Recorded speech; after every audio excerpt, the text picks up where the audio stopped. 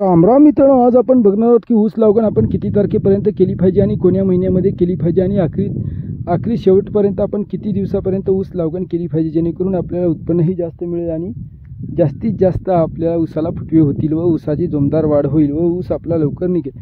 तर मित्रांनो, हे बघा, तसं की आता आडसालीसुद्धा ऊस लावतात जून महिन्यामध्ये, म्हणजे नी ते 16 महिन्याची जात असते ऊसाची। व आता जे काय आपण ऊस लावतो की नाही सोयाबीन झाल्यानंतर, तर आपण ऑक्टोबर, सप्टेंबर आणि नोव्हेंबर महिन्यामध्ये ऊसाची लागवड करतो। तर याला पोषक वातावरण म्हणजे नी मित्रांनो, हे थंडीच्या आधी आपली जर लागवड झाली तर फारच चांगलं, कारण थंडीमुळे याला निघण्यासाठी पटकन निघत नाही आणि थोडा टाईम लागतो निघण्यासाठी, 1 महिन्याचा जवळपास घेतो व ऊस गारजून जाण्याची भीती असते। म्हणून याला गरमीचं वातावरण चांगलं असते व आभाळ वातावरण असलं तर आपला ऊस अतिशय लवकरच निघतो। म्हणून हे वातावरणावर सुद्धा आणि स्थानिक परिस्थितीवर सुद्धा निर्भर आहे की आपण ऊसाची लागवड कधी केली पाहिजे, काय नाही, हे सर्व गोष्टी आपल्या स्थानिक वातावरणावर निर्भर आहेत। लाईक, सबस्क्राईब, धन्यवाद।